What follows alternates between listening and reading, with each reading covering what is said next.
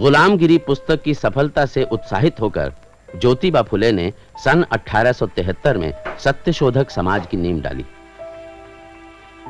मित्रों, आप सब लोग जानते ही है कि राजा राम मोहन राय के ब्राह्मण समाज और अपने यहाँ के प्रार्थना समाज, इन दोनों संस्थाओं को बहुत विद्वान लोगों ने जन्म दिया है।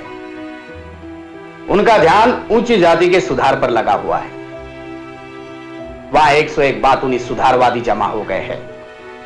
वर्ण व्यवस्था का असली रूप समझने में, उसे खत्म करने में उनकी कोई दिलचस्पी नहीं है। हालांकि कुछ ऐसे भी लोग हैं जो उन्हें आसमान पर चढ़ा हुआ मानते हैं। तू मेरी तारीफ कर, मैं तेरी वाला मामला दिखाई पड़ता है जैसे कि परस्पर प्रशंसा क्लब हो। तात्या साहब, जरा मुद्दा स्पष्ट करें। हाँ, जरूर जरूर। आप श्रीयुत महादेव गोविंद रानड़े को जानते होंगे।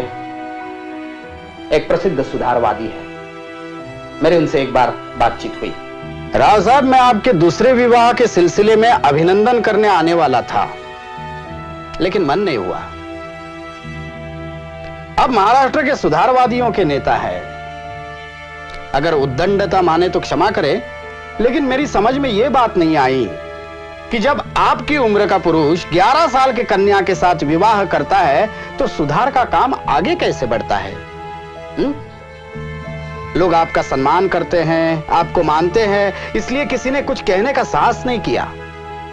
मैं ठहरा कुंभी किसान, मैं किसी से नहीं डरता, इसलिए कह रहा हूं। तात्या साहब, आप शायद नहीं जानते, मेरे पिता ने आग्रह किया, इसलिए मुझे विवाह करना पड़ा। हाँ, इसमें कोई शक नहीं कि मेरी पत्नी मुझसे काफी छोटी है। राव साहब, आपका ये विवाह ना आपकी हैसियत से मेल खाता है, ना आपके सामाजिक विचारों से। जब आप ही जैसे सुधारक जो कहते हैं वही नहीं करते, तब आंदोलन 10 साल पिछड़ जाता है। मेरे विचारों में ये उचित नहीं है। मैंने ये आपको 2 साल पहले की घटना सुनाई। इससे मिलती जुलती घटना अभी हाल ही की है। एक श्रीयुत विष्णु शास्त्री पंडित को छोड़ दे तो इन ऊंची जात वाले सुधारवादियों में एक भी ऐसा नहीं है जिसकी कहनी और करनी एक समान हो। नहीं, राव साहब रानड़े की बहन जब विधवा हुई तब जानते हैं उन्होंने क्या किया?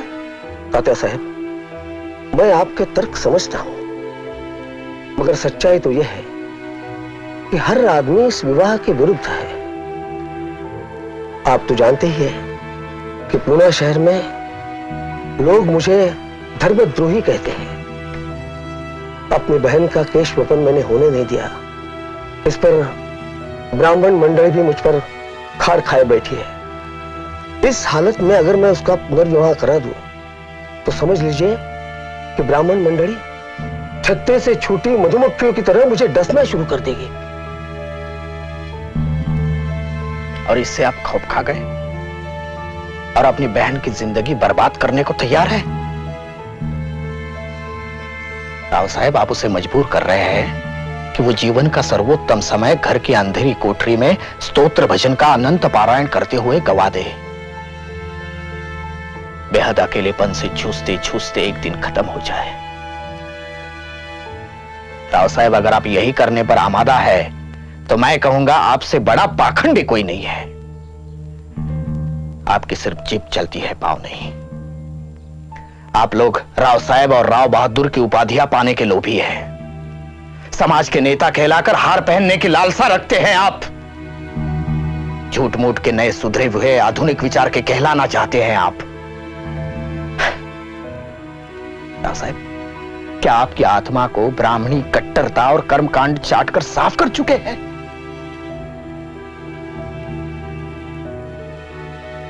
अरे आपसे तो हम कुंभी किसान भले हैं, हमारी कोई औकात नहीं, कोई सामाजिक प्रतिष्ठा नहीं, लेकिन हम लोग जो कहते हैं वही आचरण में उतारते हैं। मुझे बहुत दुख है, बहुत निराशा। मुझे आपसे यह उम्मीद नहीं थी कि आप इस सड़ी गली सामाजिक मान्यताओं के सामने घुटने टेक देंगे। मेरे कहने का मतलब यह है कि ऊंची जात वालों का सुधार आंदोलन में शामिल होना किसी क्लब की गप्पा गोष्ठी में शामिल होने के बराबर है। लोग उनके तारीफ के पुल बांधेंगे, उन पर किताबें लिखेंगे, लेकिन समाज एक कदम भी आगे नहीं बढ़ेगा। समाज को आगे ले जाने का काम शूद्रों और अतिशूद्रों को ही करना पड़ेगा और इसी लक्ष्य से सत्य शोधक समाज की स्थापना की जा रही है। मित्रों, मेरी आपसे विनती है कि आप माने ईश्वर एक है और सारे मनुष्य उसके बच्चे हैं। मेरी आपसे प्रार्थना है कि आप अपने और ईश्वर के बीच में किसी को बिचवाई न माने। हमें पंडों पुरोहितों की गरज नहीं है। वो जन्म, विवाह, मरण आदि के नाम पर हमें ठगते हैं, उन्हें हमेशा के लिए हटा दीजिए। एक दिन ऐसा आएगा जब इतिहासकार कहेंगे कि सत्य शोधक समाज भारत की पहली संस्था थी जिन्होंने सही अर्थों में सुधार किए। मित्रों, मेरी आपसे प्रार्थना है कि आप सत्य शोधक समाज के सदस्य बने। आप मुझे कार्यकर्ता दीजिए जो गांव देहातों में जाकर वर्ण व्यवस्था के प्रति संघर्ष करें। अगर वो गा सकते हैं तो और भी अच्छा है। वो डब पर गाना गाए और हमारा संदेश पहुंचाएं।